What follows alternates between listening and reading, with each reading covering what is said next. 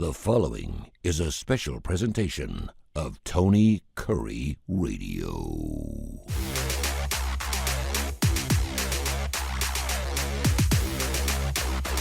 Welcome back to the K4Wins, K4Wins.com. The K, the number 4Wins.com. It's the third Saturday in October. You know what that means, and I already love a big side in the Tennessee-Alabama game. We got that going on. Only 9 undefeated teams in college football right now. Is Indiana really the third best college football team in the country? We'll talk about that. And yes, we're doing everything we can to get our partner on, Kip Keefer, who of course is on. We have Case Keefer. He is, of course, the chief editor of the Las Vegas Sun down below us, live from Las Vegas. We have Kai Gregory, who's been gambling his entire life on both sides. He knows everything about handicapping and the handicapping business. He joins us on the right-hand side of the screen. I'm Tony Curry. We've been doing radio, sports radio for 40 years, worked at ESPN. And Kip Keefer, who's the executive director of the Birmingham Racecourse and Casino, will hopefully join us here in just a few minutes, having some technical difficulties, but it's his birthday. His birthday was yesterday, so we wish him a happy belated birthday.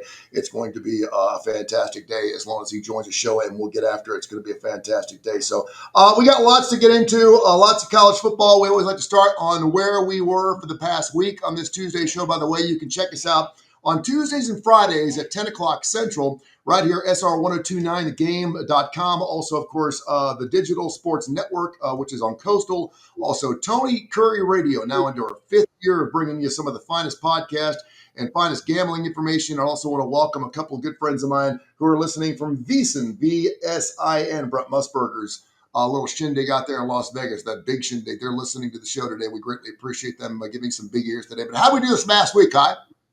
You hate to report things like this, but you got to go the good and the bad. Last week, worst week that we've had in our brief 2-year history, 17-3 against the spread. So just lost some juice there. Last month, 93-51-6. College football still 64-35 to start the year. So even if we lose a game tonight, we're going to be right at 64% college football year to date, 854, 472, and 21. Very nice. We'll take a 17-17 every once in a while. As long as we don't have back-to-back losers, we're good to go. And that's how it works in the gambling business. As long as you don't mount it up, we have more winning weekends than loser weekends for sure.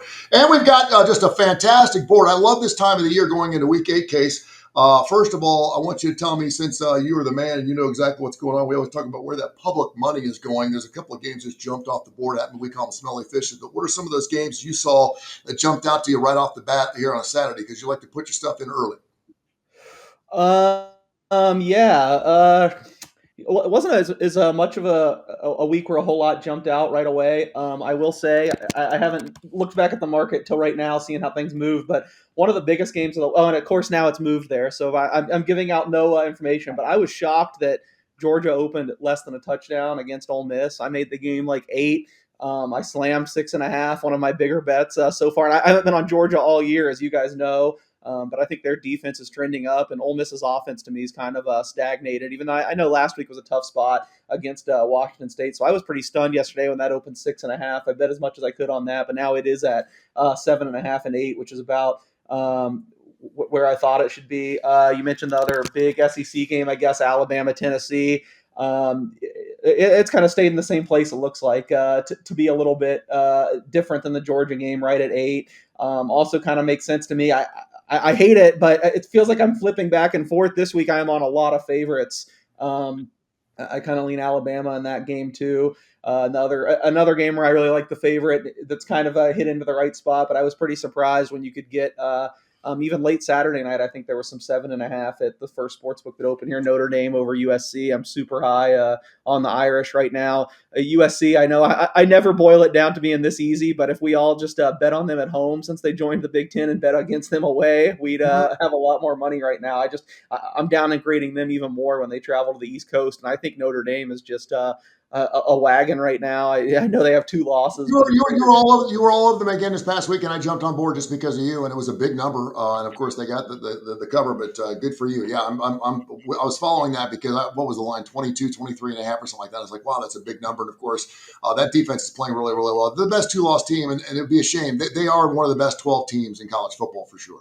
Yeah, I'm crossing my fingers they get in. So yeah, a lot of the big games this week. I'm on the favor. It's kind of different than last week, which I had a bad week. Admittedly, I think it was my first losing week since week 0, but almost got it back because my biggest bet was Indiana. Luckily, I had some money lines, so they got me some of it back. But yeah, more favorites this week. Yeah, it's hard to believe Indiana 26 and a half against Michigan State. I know Michigan State's not good, but this is the same Michigan State that made the playoffs several years ago. I'm like, wow, that's a big number. You mentioned that Georgia. I'm sitting here looking at a 7 right now against an undefeated Ole Miss squad. A&M, Arkansas, A&M giving up 7.5. And by the way, I do want to blow my own horn. I did have Georgia and A&M in a 2-team parlay there for our starting lineup show, so I like to make some bucks on that. I love that A&M game, and I love Georgia only giving up the 4. That thing shot up to like 4.5 right before kickoff as well. Vandy LSU normally would not be a game I'd be looking at, but I'm sniffing around a pair of 5-1 teams. That game only 2.5. And also, of course, Mississippi State at Florida. Florida giving up 8.5. Is that also interesting? The one thing kind of we're talking about, and he already mentioned that maybe the line's too small, so now all of a sudden I'm second guessing because you guys do this for a living. But I love the Texas Longhorns giving up 12 on the road to Kentucky. Kentucky has given up 35 to Georgia, South Carolina. Hell, they give up 23 to Eastern Michigan. You got a Texas squad who's playing lights out great on defense right now. They're only giving up 11 points a ball game. I know it's on the road. I know it's at the Commonwealth.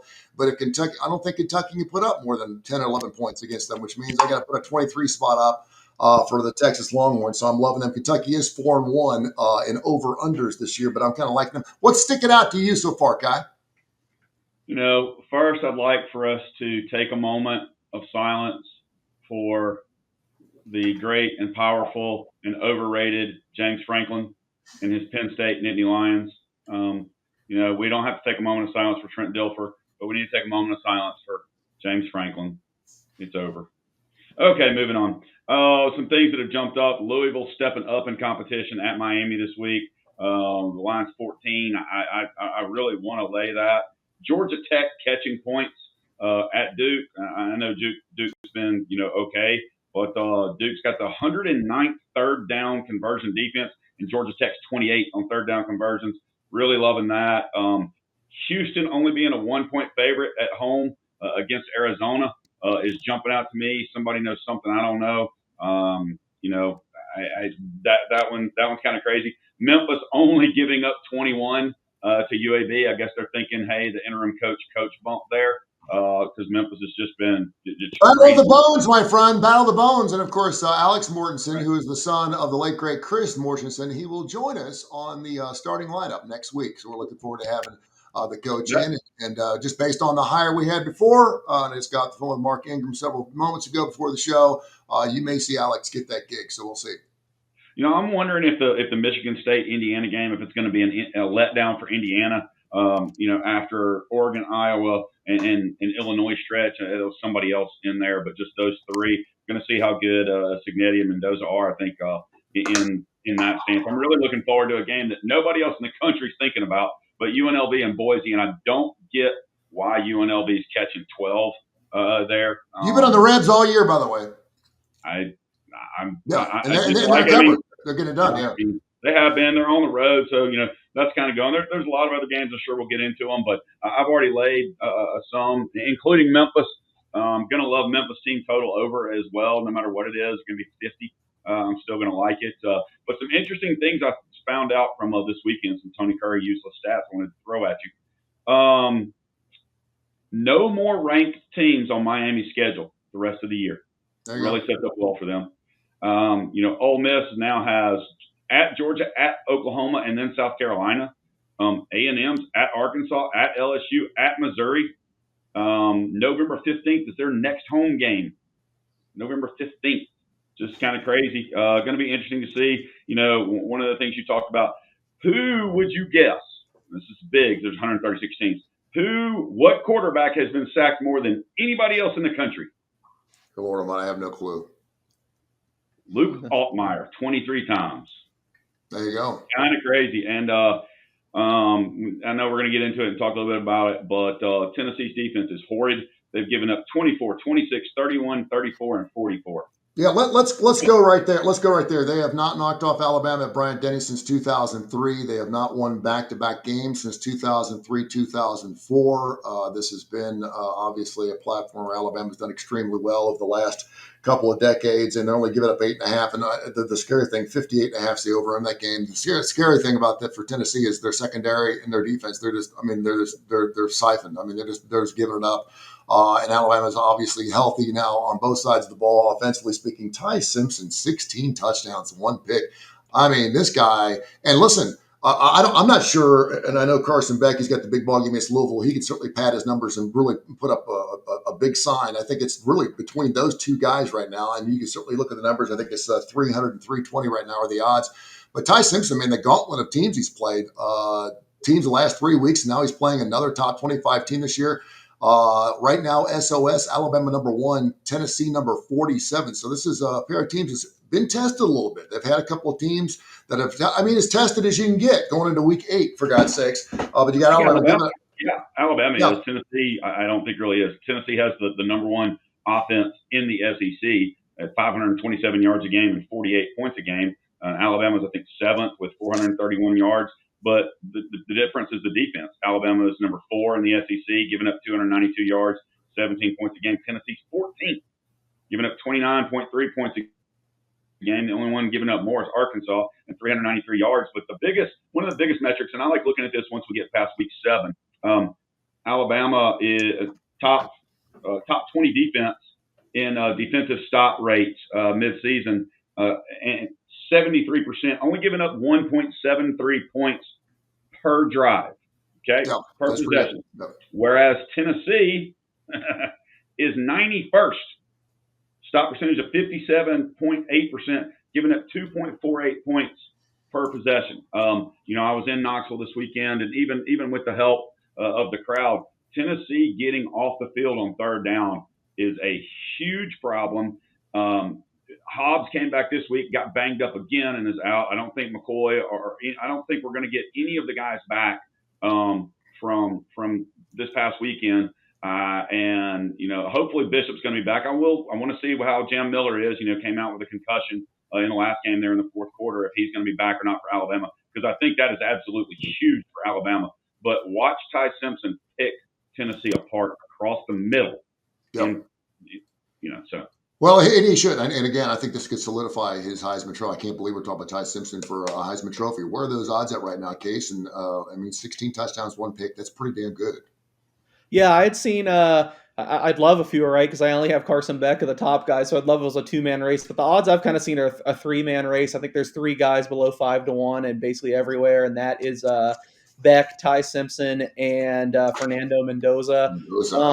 I'm a little bit worried about Beck, even though he honestly might be my vote right now, is just because a lot of people, I don't get it because his stats aren't really there. He's been amazing. He might be the top pick in the draft second, but a lot of people are rallying for Ruben Bain of Miami. He's been such a wrecker on defense.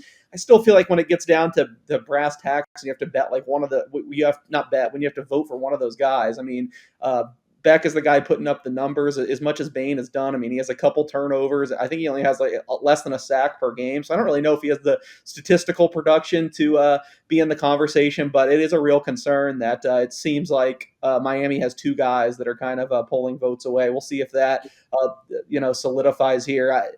I'm also a little worried. I know I'm beating a dead horse and I say it like every week, but I actually, I'm on the other side of Kai. I bet a little bit of Louisville plus 14 the other night. I just feel like what Miami does every game is going to come back to bite them at some point. We've seen it for years now. This is probably their best team, but even this year, they absolutely crush everyone at the beginning of the game because they have the better players. They,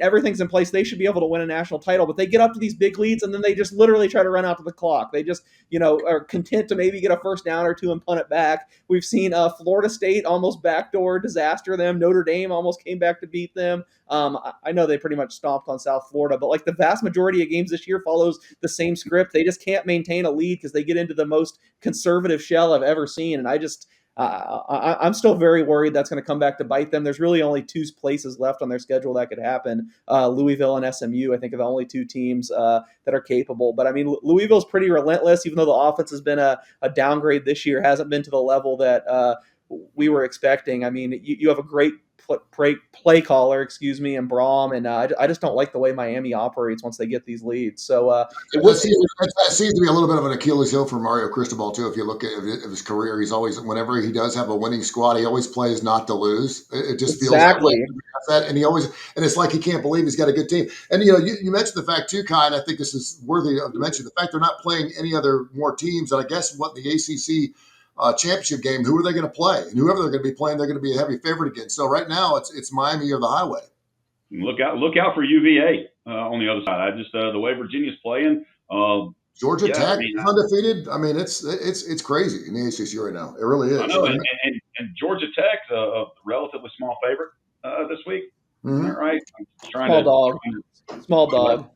Okay, well, if they're a small dog against anybody but Miami in their conference, I'll take Georgia Tech. I love Haynes King. Absolutely love him. He showed that he was a dog last year. Yes, that's right. I'm going to use the phrase that all these people seem to be using, and I think he's proving it again. It worries me a little bit with how much he runs, but it's not like he's facing the SEC defenses that hit you hard every week, so that's beneficial to him. I don't think he's going to be a pro quarterback, but golly, he's good. Yeah, we're going through all the games. We do this on the Tuesday. Things just kind of stick out to us. And, of course, we do our show on Friday. We'll get more specific, give how all the plays. We'll give out plays between now and then, 2 weeks, Major League Baseball, some NHL hockey to get into, and, of course, a basketball season right around the corner. We actually have the Pelicans and the Houston Rockets in town here in Birmingham later on tonight. Looking forward to seeing some NBA preseason. We have some bets on that as well, so I'm looking forward to that. I did want to mention one game we have not brought up yet because we are down here in the South. The Auburn Tigers just got absolutely ramrodded in the backside again. Kai, you said it a million times. Weird things happen at Auburn, and that was the weird thing. I'm not an Auburn fan. I've always made my money in Alabama. I don't really have a dog in the hunt. I root for them, obviously, for the state. I love to see both teams undefeated when they play each other in the Iron Bowl. But I'm looking at that play thinking to myself, I don't know what exactly they were looking at. I could see the ball moving barely, but I mean, a 17-0 halftime lead is a hell of a lot different than a 10-3. And of course, Georgia got the ball to start the second half, and it was over. They just shut them down. Georgia's defense, by the way, they're making fantastic adjustments at halftime. They did it against Alabama, they did it against Auburn, but the Auburn Tigers get screwed. Now they got to come home at 3-3, and now they're playing a team that Alabama just knocked off by 3. Mizzou's actually giving up 1.5 points. Who do you like in that game, Case? Auburn at home. It seems like they'd be a little hurt, but are they resilient enough to get out of the hole and knock off Missouri for the second week in a row? I had nothing on this game. I made it a pick 'em. It basically is. So I guess if you absolutely made me choose, I would be on Missouri, but I highly doubt I'm going to get to a bet there. I think Missouri played very well against Alabama. I had them plus 3.5. That was an easy cover. I mean, they easily could have won the game. Auburn, it's just what a mess. I mean, I hate all the coach speak. I've had to waste most of my life listening to it, but sometimes there's something to be said for it. And you hear all these coaches say all the time that you can't just let one thing that goes against you ruin your whole ruin the whole game. And I feel like that's just what happened. They took on the persona of their coach when I do think they got screwed on the call that it should have been a touchdown to go up 17-0 on Georgia, but then they just lost it and they just weren't the same the whole rest of the game. So I know some people on the show hate Eli Drinkowitz, but I give Drinkowitz a huge edge in the coaching department. I trust him way more than Hugh Freeze. I think what he's done at Missouri is I know they've gotten some real big advantages, easy schedule year after year, but with the resources and the state of this program compared to who they're going up against, I think he's done a really good job in Missouri. And to go back to the Penn State coaching search, there's very few guys that I think you can hire that I would give the check mark to. Eli Drinkwitz is one of them.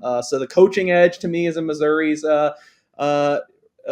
corner. I think offensively is in Missouri's corner. I do think Auburn has the better defense, but it just looks like kind of a coin flip to me. I will say this. I have a ton of Auburn friends who are just huge fans. They go to every single game away and home. And they wanted the season they either wanted a train wreck so they could get rid of Hugh Freeze because a lot of people didn't like the Hugh Freeze hire. I don't know why, even though they're all in. You see these family shirts that says Auburn all in. They're all family. It doesn't matter who they hire. They could hire, Sister Mary at the poor, and they're going to get behind her all the way 100%. That's what you do down there because they're family down there. That's the culture.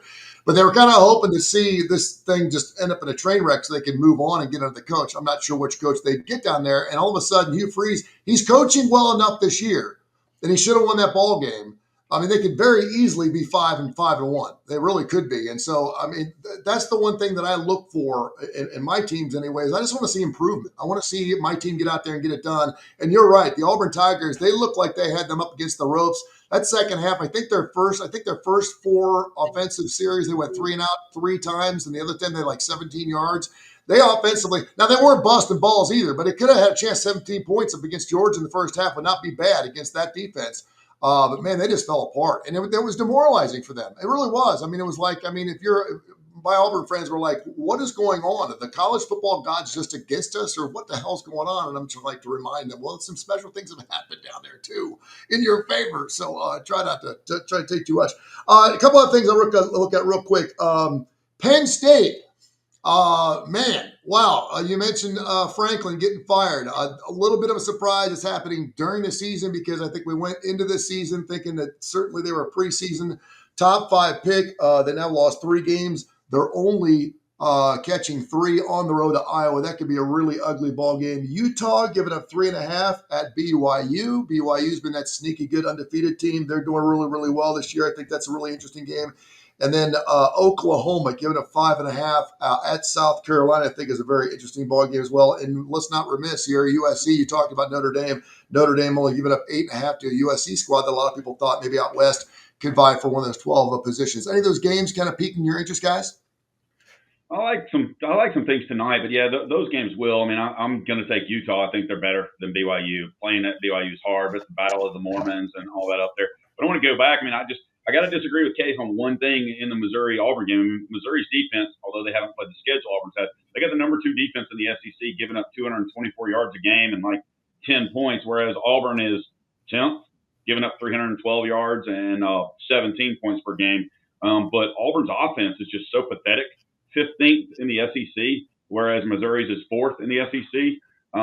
Jumping back into the games you talked about, those are Saturday, and I'm waiting. I mean, it's really strange because I'm more excited again, and thanks Joey for the message there. But I'm more excited to see the Air Force game this weekend against Wyoming, and I'm more excited to see UNLV and Boise just because of the offenses, the way they're playing, the defenses. Can't wait for those games. Yeah. By the way, first week this year that we've got college football every single night of the week. College football on Tuesday, Wednesday, Thursday, Friday, Saturday. We're loving that. It goes all the way through next week. So South Alabama tonight facing the Fighting Butch Joneses. I'll go ahead and lay the 7. Butch Jones sucks.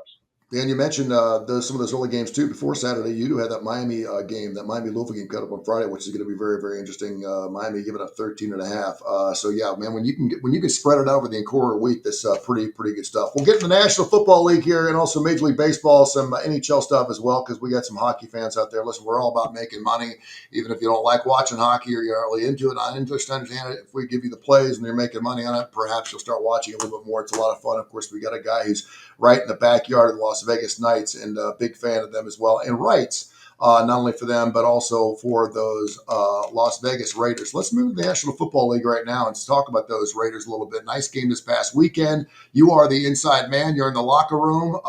What's going on with the Las Vegas Raiders? You have somewhat of a shit-eating grin on your face as well. I'm not sure what that's all about, but let's talk about some National Football League. What you got, man? I promise I'll get there, but just one thing, we'll have the delayed argument here. I'm going to channel Kip. I think Kip would be on my side with this. The total stats just mean absolutely nothing to me. I mean, look at who Auburn's played versus who Missouri's played. Missouri's defense has been better than I thought. They got a lot of athletic guys. They haven't been bad, but if you give me Auburn's personnel on defense or Missouri's personnel, you can go ahead and go with Missouri. I'll take Auburn every time. I just think they haven't played anybody. Their strength of schedule sucks, trying to sound like Kip. He also said before we move on from college that he likes South Carolina in that Oklahoma game. I didn't have anything on that one either. That's man, Mateer probably shouldn't have been playing, although I get wanting to play, and people that are second guessing it now. I mean, I don't think they were winning that game with Hawkins, so I got sucked into betting Oklahoma, thinking he could be at good enough to win. But I think the hand clearly held him back. I've heard people say otherwise. Like, his passes still had some zip. Like that's not what he's looked like. Yeah, he had 3 picks. That was unorthodox for him. Yeah, the hand clearly held him back there. So yeah, NFL. I mean, I don't know if I would describe. I forget how you described the Raiders win, a good win. I don't know if I would describe it as a good win. That was the ugliest. That was the ugliest game ever. With two of the Any worst. win's a winner, my friend. When you're playing like the Raiders, any win's a win, Yeah, man. it Yeah. was so ugly. I mean, basically the Raiders just, I think realized how helpless the Titans were, and they basically didn't even try once they got a lead. They're like, you guys, there's no way you're scoring on us. Defensively, they just had to hold over them, and I know we poured one out for James Franklin, so let's pour one out for Brian Callahan too. Of course, NFL first coach fired, not something you can bet in Las Vegas, but something you can bet offshore. I know a lot of people were on the edge of their seats, especially this year. With I know a lot of people that bet Mike McDaniel. Seemed like he had the inside track. He was the favorite for the long time, but Callahan catches him at the wire and goes down. I think he finished 4-19 maybe straight up, and I think even like 3-20 or something against the spread. So literally, I think in the time I've been covering the NFL, not from a betting standpoint, I've covered the NFL for 15 years, but since I've covered the NFL, professionally, for 5 years, by far the worst coaching hire ever made. So I think it's good for the Titans to start over, maybe see what they can coax something out of Cam Ward next year. But yeah, the Raiders now go to Kansas City, where they've played pretty well. I mean, they should have won 2 years in a row there. If you remember last year, they fumbled the snap in the final seconds when they're setting up for a field goal. They infamously won on Christmas Day 2 years ago when the Chiefs went on to win the Super Bowl. One thing I kind of liked in that game was the over. I haven't seen how the markets moved this morning. Again, I saw, but I think I bet over 47 on the look ahead line. I know the Raiders' offense has been terrible, but I really think they just didn't show much against the Titans. Like I said, they got up and kind of went into a shell. So I can see them scoring a little bit on this Chiefs defense. And I don't know if I'd necessarily give it out on a play here and say it's a great bet, but I mean, the Raiders are like 12. I kind of feel like they play the Chiefs closer than that. I don't, I feel like the Chiefs, we've gone from one extreme to the other. A few weeks ago, everyone couldn't wait to bet against them, and this team's done whatever. Now they're back up to rated as like the best team in the NFL. So not saying the Raiders will win, but they've played well there, and I could see them keeping it close this week. The head coach of the Detroit Lions said it's going to take 30 to win. He was right. Kansas City scored 30. They only scored 17, so he gets it done. What's going on with my Cincinnati Bengals? I say that I'm a Cincinnati Bengals fan, so we're going to talk about it. My son, who's a huge fan, is a boo-hooer. He's like, they suck, blah, blah, blah, blah. They're 2-4 right now. It is the Pittsburgh Steelers division to win, but they just brought in Joe Flacco, and I've loved what Tomlin said about that. He's like, what are you doing? Why are you trying to make this league competitive? Stop giving Cincinnati a quarterback. Listen, you can make an outside argument that Joe Flacco is a Hall of Famer. He's won a Super Bowl. He's got one of the best road records of any guy in the playoffs and playoff history. I think he's aloof. I think he's a knucklehead. I think he's a goofball, but he is a good quarterback, and that's what they need in Cincinnati. The receivers just want a quarterback that can put the ball in their hands. What happened when Joe Flacco got traded to the Cincinnati Bengals as far as any futures go? Do you know? I mean, I actually feel like Cincinnati's got a shot to win that. Not so much win the division, but at least if they go 500, I think they have a shot.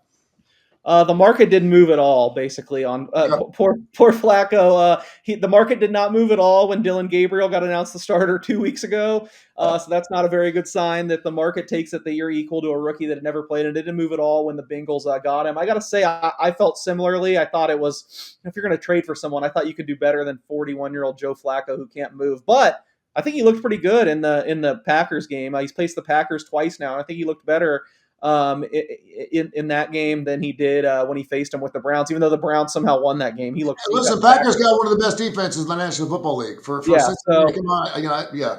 So even though I'm a Flacco pessimist, I think if you are a Bengals fan like yourself, I think you feel a little bit better about how he played against the Packers. He looked like an upgrade from Browning. We'll see what they can do on a short week here. I bet some Pittsburgh on the look-ahead line. I don't know if I'd necessarily add to it at 5.5. I feel like Pittsburgh's playing way above their heads. I don't think this is going to continue, but I also don't know if this is the week where I want to jump into Cincinnati with a backup quarterback, even though, again, Flacco, I thought looked pretty good, better than I expected on Sunday. Game of the week, the Bucs, the Lions. Right now, it looks like Mayfield could be your winner of the MVP. He is playing lights. I had a couple of huge plays this past weekend. Fun to watch. 5-1 take on the Lions, 4-2. What about the Eagles and Vikings, Kai? The Eagles, of course, have dropped back-to-back games after starting undefeated. And then, of course, you have a Viking squad. They're going on the road, but all they've beat is the Browns, the Bengals, and the Bears. I kind of like the Eagles in this matchup. What do you like? Sunday, I'm still waiting. I'm looking at all that. I don't care that Kip just texted and said Flacco old ball is not going to make a difference. I disagree. I think Cincinnati wins the game tonight. I don't want them plus 5.5. I got a money line. I think Flacco shows up. I think Cincinnati shows up tonight at home and wins the game outright. Okay. Yeah. I mean, with his old balls. Yeah.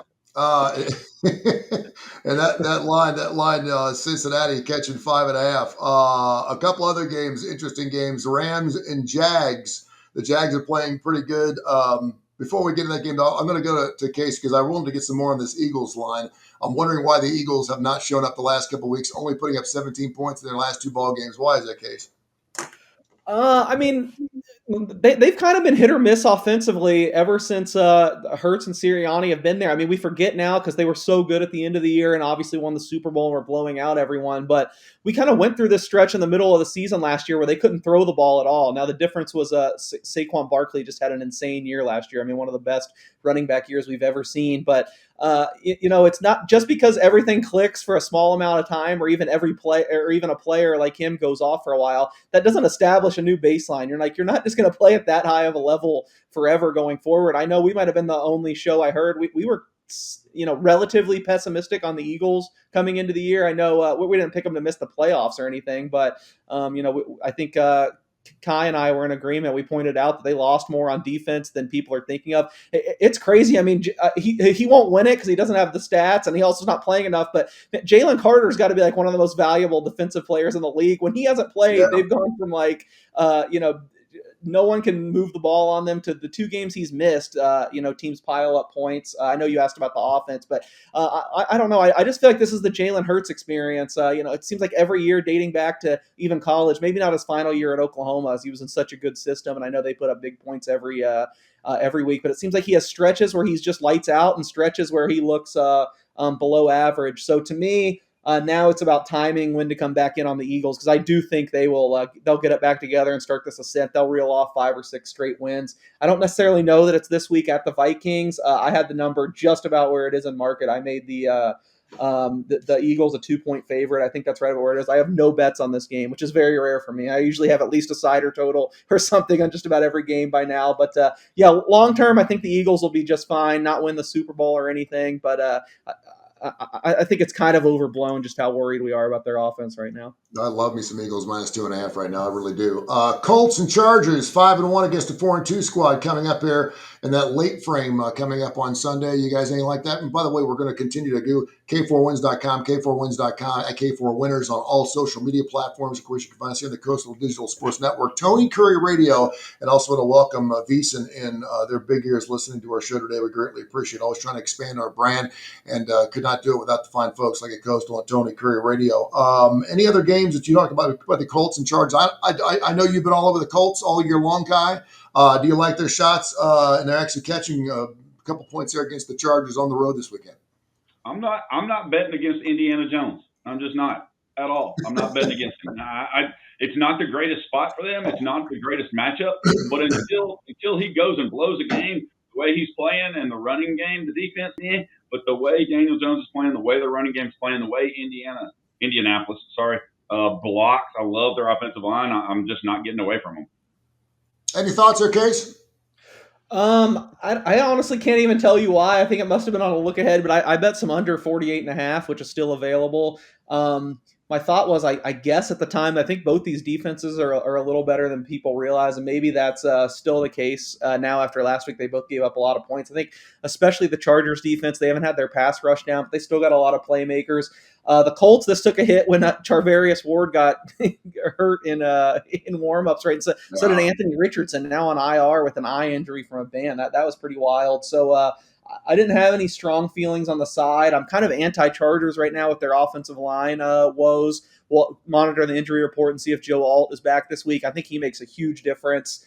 Then you don't have to play 2 extremely mediocre tackles. If he's back, I could see myself maybe being on the Chargers, but for right now, I'm on the under. I don't know why I think this, and maybe it's just because it's a great conference matchup, but something tells me this Washington-Dallas game means something. Am I missing something? I know I just saw Jay Daniels. I appreciate the fact that I hate when players say, I screwed up and I got to do better. I'm like, I don't want to hear about you being a great quarterback and just then do it, then do it better. And obviously, he made that fumble late in that ball game. That was huge for the Washington Commanders. He's not the same guy we saw last year, and we always expect the guy to grow into a sophomore or junior year, depending on how you look at it. But in this particular case, I think it's just things are starting to slow down for him a little bit. I think he's looking at his reads better, and I think he's not running for his life like he was last year. But this could be a big ball game for the Cowboys. I know you got some futures action on those Dallas Cowboys, Kai. They're coming to this game 2-3. This would be a big victory for them if they could beat the Commanders. Again, this one's still a ways off. I want to see how practice reports and injury reports and everything for Washington going into that game after a disappointing loss last night for them. I just don't feel like they played anywhere close to the standard that they can, even though it's been kind of a slow start for Washington. I don't like anything about Dallas, and I sure don't like their defense. But where they're playing has something to do with it. So, I mean, I would probably just take both teams on the team total and take over and watch the game and have fun. There you go. New Mexico State, Liberty later on tonight, by the way, Arkansas State, South Alabama, Florida International, Western Kentucky. We have 3 college games going on Monday. We have a college football every single day of the week. I just absolutely love that. And it's going to be fantastic. So you can do some pros and some college. Make sure you bring the TV up from downstairs and maybe watch some Major League Baseball too, as we got a game later on tonight with the Major League Baseball continues. It's going to be LA and Brewers. So we got that game going on as well. I do want to jump around, and I got a friend of mine who's actually listening on our Twitter account as of right now and wanted to talk about the UAB Memphis game. Not specifically UAB Memphis, but how teams react after they fire coaches. He said, look what UCLA's done since they let go of their coach.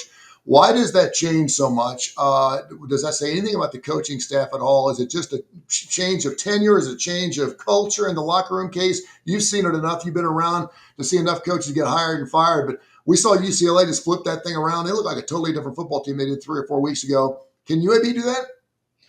I mean, I wish I could explain it better, but you've heard me here ever since we've been doing the show. I'm sure you've heard me talk about it. It's just happened so frequently that I do change my numbers a little bit. I give the team that has an interim coach coming in a bump because these teams just perform extremely well, especially in the first couple weeks with a new coach coming in. I was on UCLA the first game. I wasn't on them against Penn State, or even I don't know who when they went at Northwestern, I was on them. So yeah, I don't know. There's just a long history of when an interim guy comes in, you get a 1-week boost. If I was speculating, I think it's probably a combination of all the things you talked about. The culture. Usually, who you're putting into an interim guy is someone that's well liked that the players want to rally around. But even more than that, I think it's just I think these guys feel pressure to at least make some subtle tweaks and do things a little bit differently when they're taking over. So if it's just changing some packages, a little bit of personnel, it just makes them a little bit harder to prepare for. So if I was speculating, I would say that's the biggest thing. But I mean, it's undeniable at this point.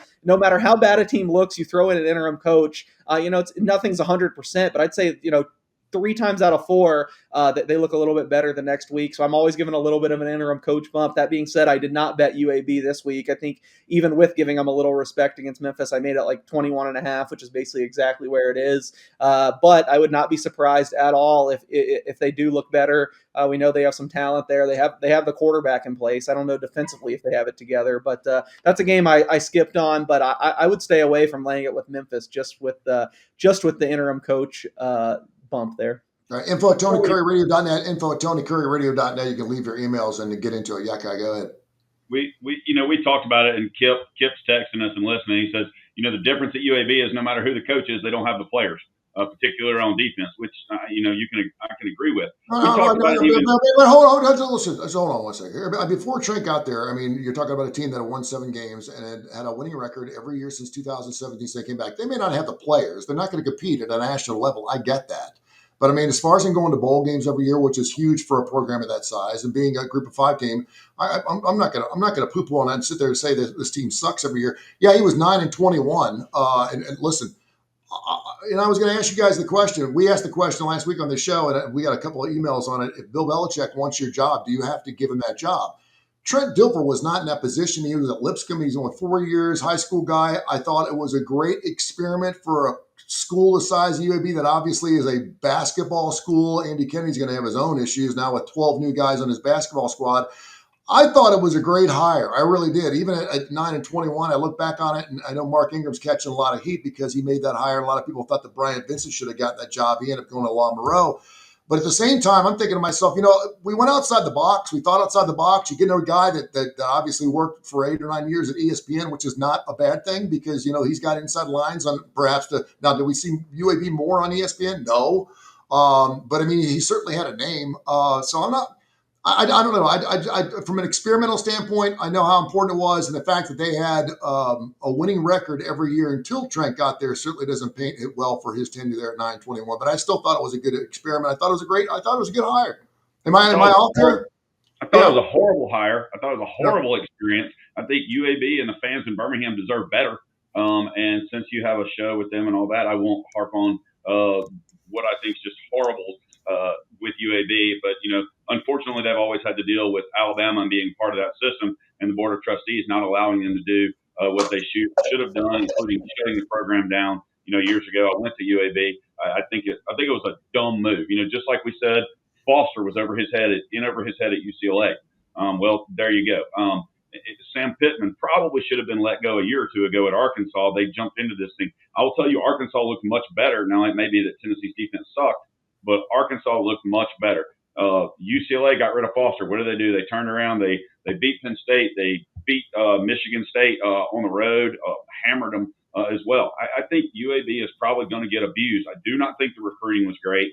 21, I bought it down to 20 and a half and got it because I had 21 and went ahead and got it at 20 and a half. I wish I'd done 20, but I wasn't going to buy that much.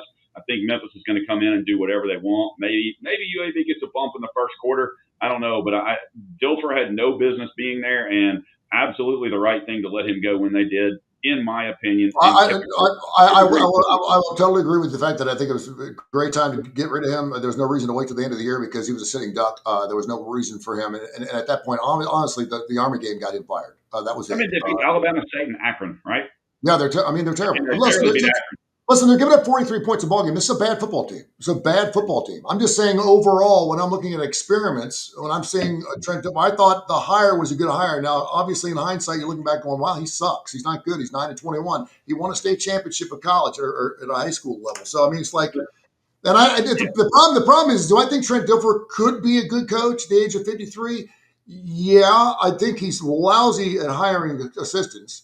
Obviously, he just got rid of his entire coaching staff on the defensive side of the ball, and they were worse this year than they were last year. And offensively speaking, they're coming out and they don't look like they want to play football. So he lost the team. There's no doubt that obviously they're going to be better without him there.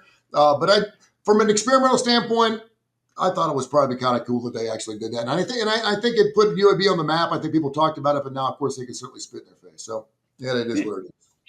Jumping back in, I'll tell you this, because you talked about the 3 games tonight. I love that we're doing this on Tuesday so we can talk about the Tuesday and Wednesday night games for people that do want to get action down. You got 2 crappy teams in New Mexico State and Liberty, but I kind of like the under there. Arkansas State, like I said, I'm never going to bet on Butch Jones, but I'll always bet against him. And Arkansas State has the 128th third down conversion rate defense out of 136 teams. It's pretty good for South Alabama. Western Kentucky tonight, Florida International, 121st third down defense. Western Kentucky over their team total. Okay. Anything jumping out to you, Case, on that particular situation? Well, I wasn't lying when I said I like all the favorites this week. This makes me uncomfortable, but I bet every single favorite tonight. The last 2 games, South Alabama and Western Kentucky have moved big my way, and Liberty has moved against me. I laid 11 with Liberty. It's down to 10. I've been way off on the Flames all year. I thought they were going to run away with the CUSA. I bet them a lot early. They couldn't get it done. Then I jumped ship last week. I think I took 3 with UTEP. UTEP never had a chance. Maybe I upgraded them too much off that UTEP win, but they looked really good last week. So I thought they'd have their way with New Mexico State. The offense looked a little bit better, but clearly that one's gone against me. Both South Alabama and Western Kentucky. I mean, it's kind of hard for me to say to bet it now at 7.5 and 10. I bet I don't have it in front of me. I know I bet South Alabama 7, and I bet Western Kentucky minus 7.5. So I guess Western Kentucky might still be okay. I mean, 7.5 to 10 is not huge. Lose some equity, obviously, but yeah, if I had to pick, I'm still on all 3 favorites. Kai, I know you're looking at games almost every single day of the week. Any other games? Since we're here on Tuesday, we won't get back until Friday at 10 o'clock. But any other games on Wednesday or Thursday, you're looking at sweet games every day of the week. I think you're looking at a really, really good game tomorrow night between Delaware and Jacksonville State. Jacksonville State's been playing really well. So has Delaware, especially for the competition that are playing on each other. The other game, and I'm just not sure. Right now, I would take Jacksonville State, especially if I can get 3 at home. But Delaware, I wouldn't be surprised to see Delaware win the game. Tomorrow night, UTEP at Sam Houston. I mean, you've got UTEP giving 3 up to a Sam Houston State team that is defeated, not undefeated. They're not 6-0. They're 0-6. So I would go UTEP there. You know, kind of just looking through those games. And then as far as Thursday night, Tulsa and East Carolina, if it gets up to 17, I almost have to take Tulsa, even though I think East Carolina is a much better team. I'd be interested to see what cases made the number in that game. Wasn't Sam Houston one of the squads you were on big time early last year? Case, was that team you rode? Yeah, early last year, but I've been against them very much this year. I think they're terrible. Yeah, no, but I remember last year you were hot on them. Yeah. Yeah, Casey Keeler, who's now at Temple, who we've praised before. I think one of the best like low level FBS coaches. I think he's still on the rise. I didn't bet anything in that game. I'm looking at it now. I made who's the home team? I made the home team. Sam Houston, I made a 2.5-point dog. They're a 3-point dog. I didn't have anything there. I did bet Delaware when they opened a dog. They are a favorite now. I will say when we're diving deep on these Alabama coaching hires, it seems like Jacksonville State did a good job with what's his Charles. I think Charles Kelly, their coach. It looked like, I mean, they were one of the biggest movers in the offseason win totals market. I think a few services must have released them. They just got slammed to the under. I think they might open like over under 6. It closed some places like 5, juiced over, like plus 110 over or something. And they've been pretty good. They're 500. I think they're the second favorite in the CUSA right now. So Jacksonville State might have done a good job with this coaching hire. I still think it probably regresses at some point. I think it's hard just when you turned over your roster that much and have such a few talent. That being said, Delaware, I mean, just moving up from FCS, but their quarterback kind of in the Haynes King mold, although puts up a lot of bigger numbers. I've been very impressed with the Blue Hens, and I think I made them a very slight favorite in the game. I made them a 1.5-point favorite, so I had to take it when they opened plus 2.5. Now it's right in range. I probably wouldn't bet it now, but that might be an interesting one to watch if you like getting really into the deep dive FBSC, 2 kind of up and coming coaches, 2 programs that have been better than anyone would have expected this year. I'm on Delaware as a dog, but I mean, if it got to 3 on the other side, I might be on Jacksonville State. Delaware's 2.5 now. Delaware's minus 2.5 now. Yeah, I wouldn't lay money with them again. It was just because I didn't think they should be the underdog. Joe Flacco, Blue Hen, isn't he? Oh yeah, you're right. I forgot about that. Yeah, back. Yeah, I remember him coming to the league. I was like, wow, some dude from the Blue Hens. I always thought Blue Hens was one of the 1978 when he graduated. It's been a while. Yeah, the Joe Flacco show today. And unfortunately, like I said, it's funny too. To jump around real quick, Jake Browning 2 years ago when Joe Flacco went out was 500. I think he went 7-7 with the Cincinnati Bengals. He was not a bad, and they had the same exact crew. Now their offensive line was a little bit more smitten than it was, and they've obviously lost a lot of pieces. And the Hendrickson now going out is not going to help. But I mean, everyone thought in Cincinnati, okay, he's no Joe Flacco, and he's not any Joe Burrow, for God's sakes. But I mean, he's formidable enough. He's been in the league long enough that he should be able to hold the reins. And man, he just looked horrible. And in fact, they actually went out and got a 41-year-old quarterback to see if they could just muster up a 500 record and make the playoffs. Should tell you something about that. Let's go to Major League Baseball. Seattle gets it done last night. They blew them out. They're now up 2-0 in their series. And we have the Dodgers and Peralta going for the Brewers tonight. Dodgers right now are up 1-0 on this. Of course, Kai does a lot of our baseball. We all love Major League Baseball, but any shot the Brewers can even up the series later on tonight. They're actually catching a little bit juice. 104 at home tonight. With Yamamoto or whatever his name is. Yeah. Dodgers. He's tough. I mean, I know I hated the way Milwaukee pitched last night, the way they had to go through it, and I think they got their rotation back. But there's no way I could bet against the Dodgers. I mean, he's an incredible pitcher. Now, he's much better at home than on the road, but there's no way I can bet against the Dodgers in this pitching matchup. Yeah, and I would say any other time when you can get Peralta plus at home, I mean, you're going to jump all over it, but there's a reason why he's actually catching some juice there. What's your thoughts on that, Case? Yeah, I mean, I just can't help myself. I have so much Dodgers futures, both NL and World Series. I'm hoping they win, so I should probably be betting the other side. And I actually did last night when the Brewers got really high. I was still happy they lost, but last night when it opened minus 120, I bet some Dodgers. I don't see how that's the right number. It's still close to there. I still think you can get like minus 125. I made the Dodgers north of minus 140 here. I'm really high on Yamamoto. He usually does have like one bad inning, so it's possible if they get to him there, that could happen. I think he's a guy that's been.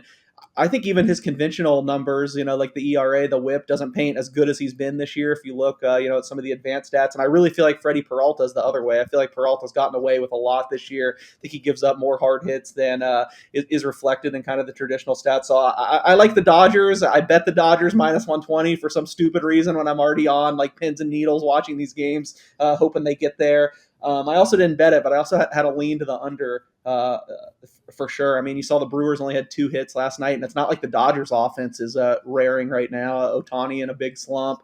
I know they were a little bit better last night, probably could have scored more than 2 runs, but I'm leaning the Dodgers again here today. And I know you have. Kip talked to it last week. I know he can't be on, but Kip was talking about this. If this matchup came, how much more he liked the Dodgers versus Milwaukee because of Milwaukee's lack of bats, if you will, in the way they play. Because I've talked about how much I love Milwaukee and how they play, and Kip even pointed out that he thought that is the reason why they would lose in this series because of the way they pitch and hit.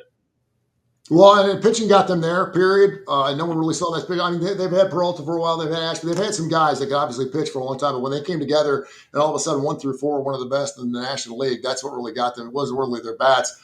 But I agree with you. I do like the small ball approach. You just don't see people, double steal. I tried to do that in game 1, which I thought was fantastic.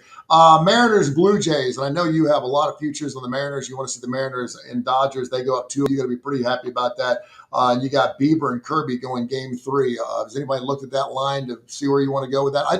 I just like Major League Baseball this time of the year because you're playing the same team over and over and over again, and you can really scrutinize the numbers and get down to the nitty gritty and make some money on it. I'll tell you this real quick, though. The best part of the entire Major League Baseball postseason was Poppy and Vlad Jr. together. I talked about last week. Yankees lose over and over and over and over and over again. But I think that might have jinxed the hell out of them because Toronto's bats are just right now.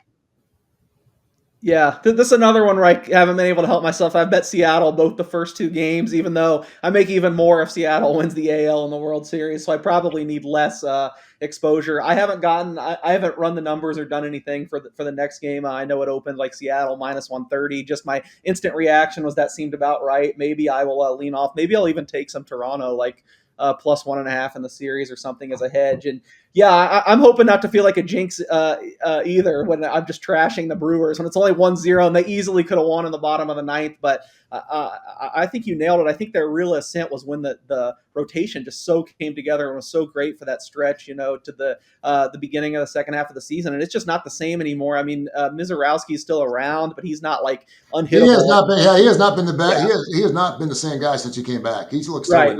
Woodruff's hurt again. I've said I'm skeptical of Peralta. And, not to give away everything, but I just think, it's fine to marvel about, I love how this team wins. They just always do the little things. They win the 1-run games. But, the way I'm doing it and trying to predict it going forward, like that stuff is just not that predictive. If you can basically scratch out everything else to me as noise, give me the starting pitching numbers and the power numbers. And I'm all like 99% of the time going to be going with the team with the better rotation and more power. And to me, that's the Dodgers clearly in that series. And it's a little bit closer in the other series, but I think it's Seattle. I will say something I've harped on a lot in the playoffs. Toronto does have some hidden edges in their defense. Their defensive numbers are sterling. I think they get to some balls some other teams don't. But I think as far as rotation and power, that's probably why I've landed on Seattle and the Dodgers all year and why I'm hoping they get there and get to the World Series so I can just kick my feet back and enjoy it 10 days or 2 weeks from now, whatever it is.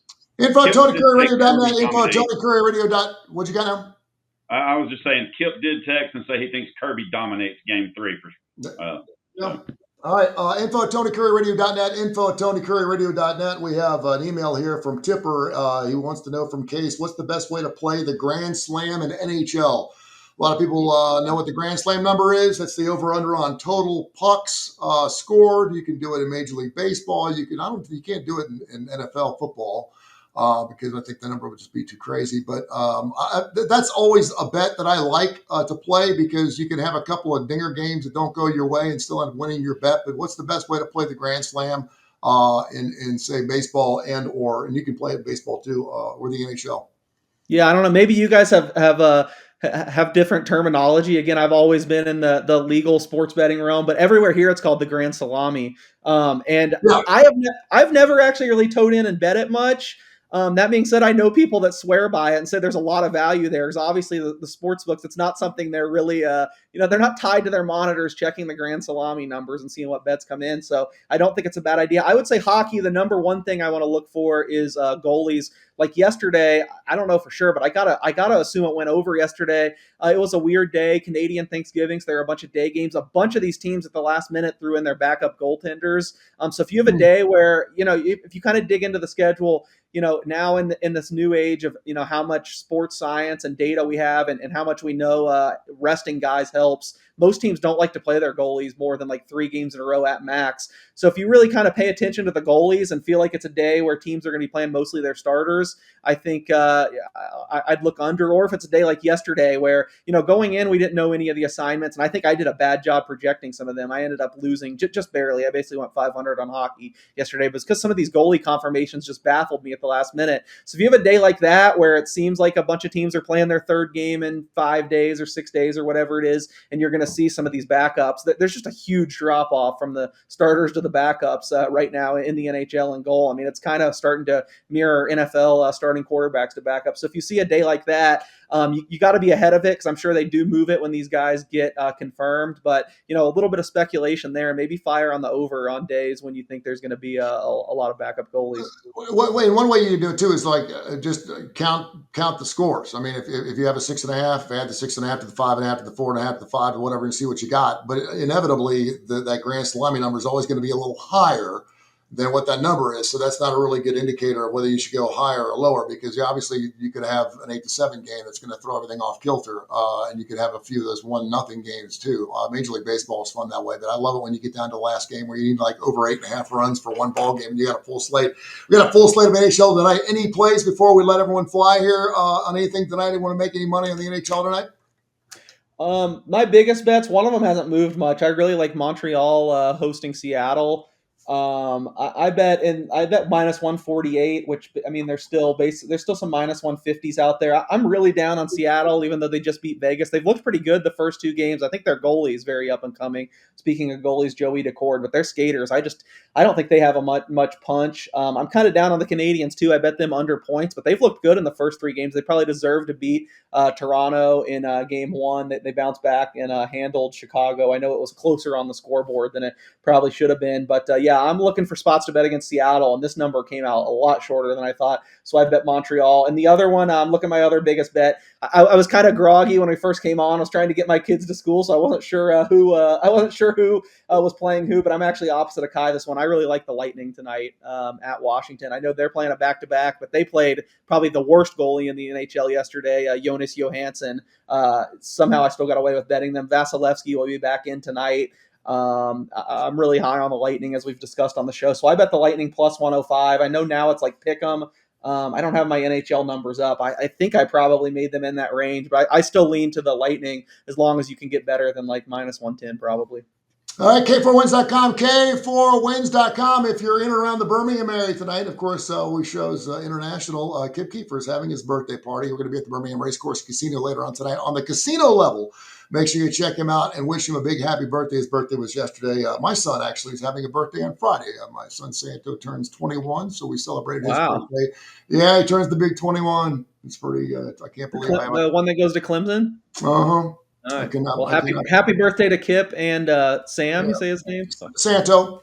Sorry, I knew that. Happy birthday, Santo and Kip. Thank you very much. Santo's happy birthday live on Friday when his birthday is. There you go. I'll see you tonight, buddy.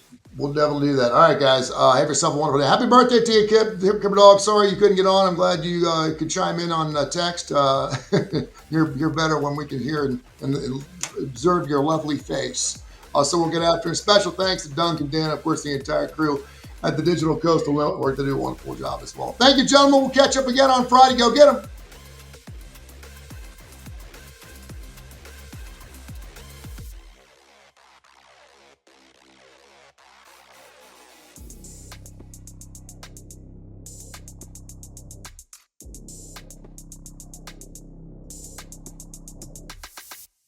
This has been a special presentation of Tony Curry Radio.